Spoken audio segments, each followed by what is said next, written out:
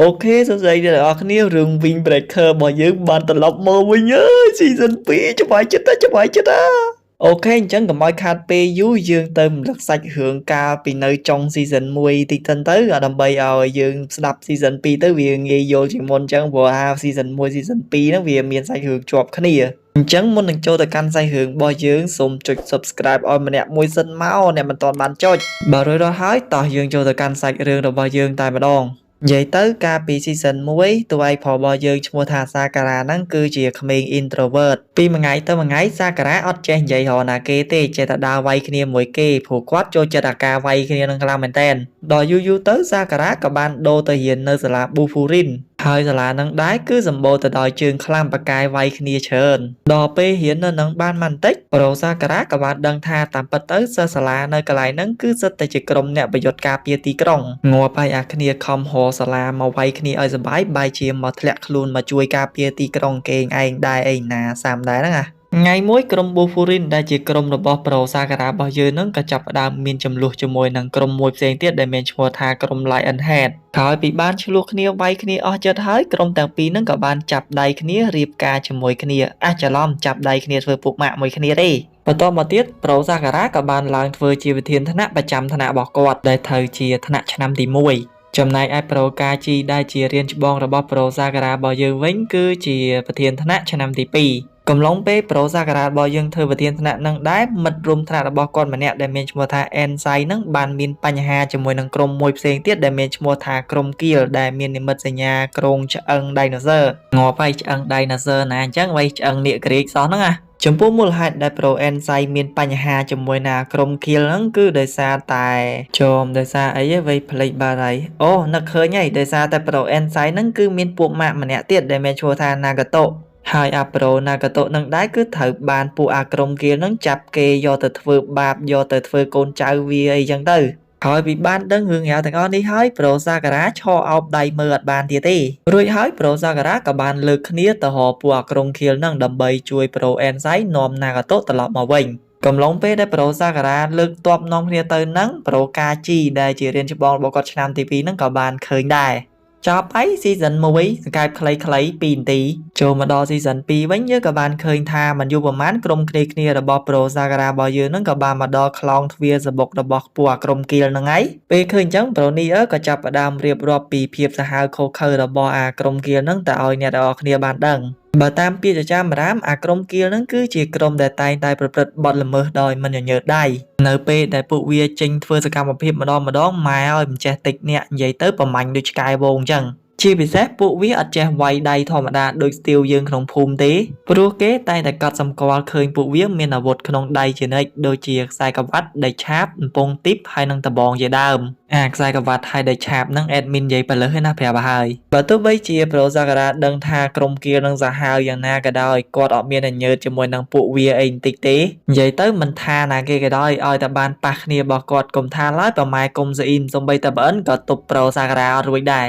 នៅពេលដែលប្រូសាការ៉ានាំគ្នារបស់គាត់ដើរចូលទៅចិត្តទ្វារហ្នឹងយើងឃើញថាទ្វារហ្នឹងគឺបានចាក់សោបាត់ទៅហើយដល់អញ្ចឹងទៅប្រូសាការ៉ាក៏បានប្រាប់ឲ្យប្រូនីអឺហ្នឹងរកវិធីដោះសោហ្នឹងចេញតែមានណាប្រូនីអឺធ្វើបង្ងើយនៅចុចទូរស័ព្ទឆាតមួយក្រាស់ទីងទីងទីងទីងយេដល់អញ្ចឹងទៅសាការ៉ារៀងមើលដែរហ្នឹងបន្ទាប់មកប្រូជូតារ៉ូក៏បានចេញមុខមកចាត់ការជាមួយនឹងអាចវៈទ្វារហ្នឹងមានណាគ្រាន់តែប្រូជូតារ៉ូធាក់តែមួយជើងអាទ្វារដែកហ្នឹងក៏បានបើកហើយអាចវៈដែលជាប់នៅកន្លែងហ្នឹងក៏បានដែកកតិចធ្វើឲ្យគ្រប់គ្នាហ្នឹងលាន់មាត់ថាវ៉ាវតែម្ដងដោយសារតែកម្លាំងរបស់ប្រូជូតារ៉ូហ្នឹងគឺខ្លាំងមែនតើពេលចូលទៅខាងក្នុងពួកគេក៏បានឃើញថាពួកអាក្រុមគៀលហ្នឹងគឺកំពុងតែធ្វើបាបណាកាតូនៅកន្លែងហ្នឹងពិតមែនដោយឃើញថាប្រូអេនសៃបាននាំគ្នាមកដល់កន្លែងខ្លួនទៅហើយអាប៉ែមួយដែលតំណងជាមេក្រុមខៀវហ្នឹងក៏បានធ្វើបាបណាកាតូបន្ថែមទៀតដើម្បីបញ្ឈឺអេនសៃក៏ប៉ុន្តែប្រូសាការ៉ាក៏បានខាត់ប្រូអេនសៃឲ្យនៅឲ្យស្ងៀមចាំគាត់គឺជាអ្នកចាត់ការរឿងនេះឲ្យរួចហើយប្រូសាការ៉ាក៏បានប្រាប់ឲ្យអាប៉ែហ្នឹងដោះលែង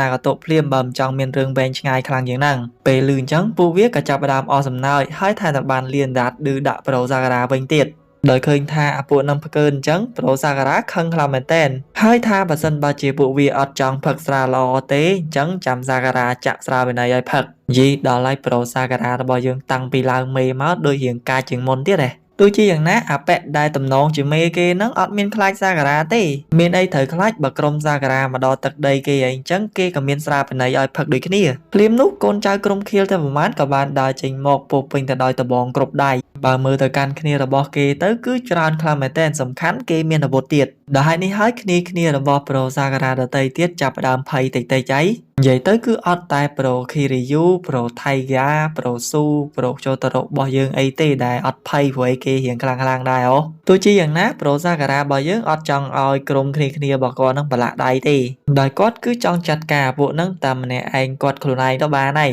រួចគាត់ក៏បានអះអាងប្រាប់គ្នារបស់គាត់ថាម៉ាកតិចគ្នាពួកក្រុមខៀលប៉ុណ្ណឹងគាត់ចាប់ទាត់លេង like a football អញ្ចឹងគ្មានបញ្ហាទេសម្រាប់គាត់ពេលលឺអញ្ចឹងគ្នារបស់ប្រូសាការ៉ាទាំងប្រមាណអ្នកទៀតក៏បានបដិសេធព្រោះថាបើសិនបើជាប្រូសាការ៉ាចង់លេងទាត់បាល់មែនបាល់ទាត់គេមិនលេងម្នាក់ឯងទេគេលេងជាក្រុមត្រូវអត់អញ្ចឹងគ្រប់គ្នាគឺត្រូវតែចូលរួមលេងជាមួយនឹងសាការ៉ាដែរហើយអត់ត្រូវឲ្យប្រូសាការ៉ាហ្នឹងនៅវាយម្នាក់ឯងទេដោយឃើញថាក្រុមរបស់ប្រូសាការ៉ារបស់យើងចេះស្រឡាញ់គ្នាត្រូវដៃត្រូវជើងគ្នាអញ្ចឹងអាប៉ែហ្នឹងក៏បានបំពេញបំណងពួកគេរួចក៏បានបញ្ជាកូនចៅរបស់ពួកវាទាំងអស់ហ្នឹងសុំរុកចូលចាត់ការក្រុមរបស់ប្រូសាការ៉ាតែម្ដងនៅពេលហ្នឹងការប្រយុទ្ធគ្នារវាងក្រុមទាំងពីរក៏បានចាប់ផ្ដើមគ្រប់គ្នាក៏បានប្រយុទ្ធគ្នាពុកប៉ាក់វាយផងបោកផងកវែងកវត់ឡើងពេញហ្នឹងអញ្ចឹងទៅចំណែកឯប្រូស៊ូវិញគាត់ក៏បានជួយវាយការពារប្រូនីអឺកំឡុងពេលដែលពួកគេប្រយុទ្ធគ្នាហ្នឹងអាំប៉ែមួយដែលតំណងជាមេក្រុមខៀលហ្នឹងក៏បានក៏សម្គាល់ឃើញថាក្រុមគ្នារបស់ប្រូសាការ៉ាហ្នឹងគឺមានតែ5នាក់តែប៉ុណ្ណោះដែលរៀងតាន់ជាងគេគាត់ជួនអីកូនចៅចំណិតរបស់អាប៉ែហ្នឹងក៏មាន5នាក់ដែរអញ្ចឹងហើយគេក៏បានបញ្ជាកូនចៅទាំង5នាក់របស់គេហ្នឹងទៅតតាំងជាមួយចំណែកឯនៅខាងប្រូសាការ៉ាវិញជាទៅការល្អប្រូសាការ៉ាក៏បានស្រែកប្រាប់ឲ្យប្រូអេនសៃនឹងសម្រុកទៅកន្លែងប្រូណាកាតូជាមួយគ្នាឆ្លៀតឱកាសនៅពេលដែលប្រូសាការ៉ាកំពុងតែវាយបើកផ្លូវប្រូអេនសៃក៏បានសម្រុកឡើងទៅខាងលើជួយណាកាតូតែម្នាក់ឯងគ្រាន់តែឡើងទៅដល់ភ្លាមមិនទាន់បានធ្វើអីផងអាប៉ែដែលជាមេក្រុមខៀវនឹងក៏បានដាក់អេនសៃមកជើងចំកញ្ចប់មាត់បាយឈាមធ្លាក់ពីលើកាំចរាចុះមកវិញស្របពេលជាមួយគ្នានឹងដែរកូនចៅចំណិតទាំង5នាក់របស់មេក្រុមខៀវនឹងក៏បានចុះមកតតាំងជាមួយនឹងក្រុមសាការ៉ាផងដែរដោយអ្នកទី1គឺមានឈ្មោះថាថាគីរុគឺមកតតាំងជាមួយនឹងសាការ៉ាហើយអ្នកទី2វិញគឺមានឈ្មោះថាប្រូថៃស៊ីតតាំងជាមួយនឹងប្រូខ្ជូតារ៉ូចំណែកឯអ្នកទី3វិញគឺមានឈ្មោះថាស៊ីយូគឺត្រូវតតាំងជាមួយនឹងប្រូថៃហ្គារីឯអ្នកទី4ដែលត្រូវតតាំងជាមួយនឹងប្រូស៊ូវិញគឺមានឈ្មោះថាប្រូថូណេហើយអ្នកចុងក្រោយគេគឺមានឈ្មោះថារ៉ែនជីគឺត្រូវមកតតាំងជាមួយនឹងប្រូខីរីយូបន្ទាប់ពីកូនចៅចំណិតទាំង5នាក់របស់អាប៉ែមេខៀលនឹងចុះមកយើងឃើញថាក្រុមគ្នារបស់ប្រូសាការ៉ាដតីទៀតក៏ចាប់ផ្ដើមចាញ់ប្រៀបគេនិយាយទៅប្រូសាការ៉ាចង់ជួយគ្នាគាត់អត់បាននោះទេគឺត្រូវបានអាប៉ែថាគីរុនឹងកាក់គាត់ជាប់រហូតចំណែកឯអ្នកទាំង4ទៀតក៏អញ្ចឹងដែរគឺត្រូវនៅទប់ទល់ជាមួយនឹងកូនចៅចំណិតរបស់គេអត់អាចដកខ្លួនរួចនោះទេពេលឃើញក្រុមរបស់ខ្លួនមានប្រៀបទៅលើក្រុមរបស់ប្រូសាការ៉ាអញ្ចឹងអាប៉ែមេក្រុមខៀវនឹងក៏ចាប់ផ្ដើមសប្បាយចិត្តរួចក៏បាននិយាយឌឺដងទៅកាន់ក្រុមរបស់ប្រូសាការ៉ាណាថាមិនគួរណាក្រុមប៊ូហ្វូរីនឹងនាំមនុស្សកាដូចជាក្រុមប្រូសាការ៉ានឹងមកវាយជាមួយគេអញ្ចឹងសោះម៉ាអាសម្បត្តិក្មេងៗឆ្នាំទី1សោះចង់មកខ្លាំងជាមួយនឹងក្រុមឆ្អឹងនាគរាជដែរចំណែកឯប្រូនីអឺវិញពេលឃើញក្រុមរបស់ខ្លួនស្ថិតនៅក្នុងស្ថានភាពអញ្ចឹងគាត់ក៏ចាប់ផ្ដើមមានគំនិតចង់ជួយក្រុមណាទាំងដែលខ្លួននឹងអត់ចេះវាយអីសូម្បីតែមកបៀកបើទោះបីជាប្រូស៊ូខាត់ប្រូនីអឺឲ្យនៅមួយកន្លែងក៏ខាត់គាត់លែងជាប់ដែរព្រោះទឹកចិត្តជាក្រុមមួយគ្នាឃើញគ្នាបបាអីមិនហ៊ានឈរនៅមួយកន្លែងទៀតហើយពីបានឈរគិតតាំងចិត្តមកសន្ទុះហើយប្រូនីអឺក៏ចាប់ផ្ដើមមានភាពក្លាហានរត់ចេញទៅជួយគ្នារបស់គាត់តែថាមិនទាន់បានប្រមាណផងគ្រាន់តែទៅជួយរុញគ្នាគេបានម្នាក់ហើយស្រាប់តែត្រូវបានគេវាយឡើងធំវិញភ្លាមប៊ីសនឹងស៊ីមកតបងរបស់គេទៅហើយនឹងភ្លាមនោះប្រាវនៅពេលហ្នឹងយើងឃើញថាវត្តមានរបស់ប្រូកាជីជាមួយនឹងជំនួយការរបស់គាត់ទាំង2នាក់ទៀតហ្នឹងក៏បានមកជួយតន់ពេលវេលាពេលឃើញអញ្ចឹងគ្រប់គ្នាមានការភ្ញាក់ផ្អើលជាខ្លាំងមិននឹកស្មានថាប្រូកាជីហ្នឹងមកដល់ទីនេះនោះទេចំណែកឯពួកកូនចៅខាងក្រុមខៀវហ្នឹងក៏ចាប់ផ្ដើមភ័យតិចវិញណាព្រោះថាប្រវត្តិរបស់ប្រូកាជីរបស់យើងហ្នឹងមិនមែនធម្មតាទេកាលពីប្រូកាជីនៅពីក្មេងអត់ថាបានវាយគ្នាហើយគឺវាយអត់ឈប់តរសោះវាយតដៃគូរបស់គាត់នឹងបែកឈាមវល់ពេញនឹងបានឈប់និយាយទៅមានចរិតកាចសាហាវដោយបិសាចអញ្ចឹង ចំណាយអាប៉ែដែលជាមេក្រុមឃានឹងវិញពេលឃើញវត្តមានរបស់ការជីអញ្ចឹងគេក៏ចាប់ផ្ដើមនិយាយហោហេតុហោផលវិញណា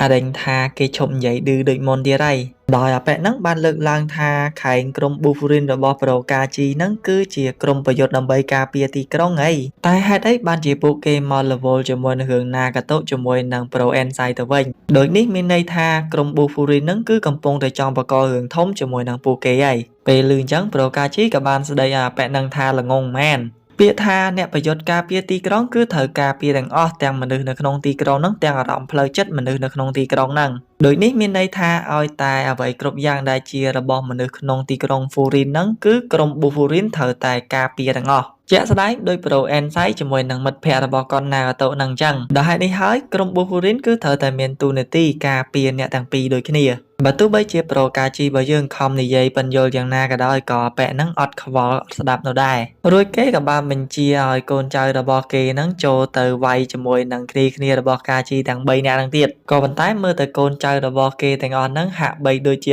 ហ៊ានវាយកាជីនោះទេដូចយើងខ្លាចញើសអំណាចកាជីមិនទេដល់អញ្ចឹងទៅអាប៉ែកមេហ្នឹងក៏បានគម្រាមទៅកូនចៅរបស់គេណាថាបើមិនចង់ឈឺខ្លួនដូចប្រូណាកាតូទេឆាប់ចូលទៅវាយឲ្យលឿនទៅយើងឃើញថាគ្រាន់តែជំនួយការរបស់ប្រូកាជីដែលមានឈ្មោះថា Inomoto ជាមួយនឹង Kuzumi ហ្នឹងក៏រៀងអែមរបស់គេដែរនិយាយពីថាគ្រាន់តែដាក់អាពួកហ្នឹងម្នាក់តែមួយដៃម្នាក់តែមួយជើងទេលេងតអាពួកហ្នឹងដួលម្ដង3នាក់រួចហើយប្រូកាជីក៏បានប្រាប់ឲ្យប្រូ Kuzumi ហ្នឹងយកប្រូ Nier ចេញមកក្រៅឲ្យមានសុវត្ថិភាពចំណែកគាត់វិញគឺឡើងទៅទាត់ក្បាលបដៅអាមេក្រុមឃាលនឹងចេញម្ដងយើងឃើញថាក្រុមគ្នារបស់ប្រូសាការ៉ារបស់យើងក៏ចាប់ផ្ដើមមានប្រៀបទៅលើពួកអាក្រុមឃាលនឹងវិញហើយបន្ទាប់ពីវត្តមានរបស់កាជីមកដល់នៅពេលដែលប្រូកាជីសម្រុកចូលទៅដល់កន្លែងចដាប្រូកាជីក៏បានឃើញប្រូអេនសៃកំពុងតែដេកស្លាប់នៅក្បែរចដាហ្នឹងដែលត្រូវបានអាប៉ែមេនឹងទាត់ធ្លាក់មករួចហើយប្រូកាជីក៏បានលើកប្រូអេនសៃហ្នឹងដាក់ទៅផ្អែកជាងឲ្យស្រួលបន្តិចបំរុងនឹងឡើងទៅលើទៅហើយហ្នឹងភ្លាមនោះប្រូសាការ៉ាក៏បានស្រែកខាត់កាជីអត់ឲ្យឡើងទៅទេ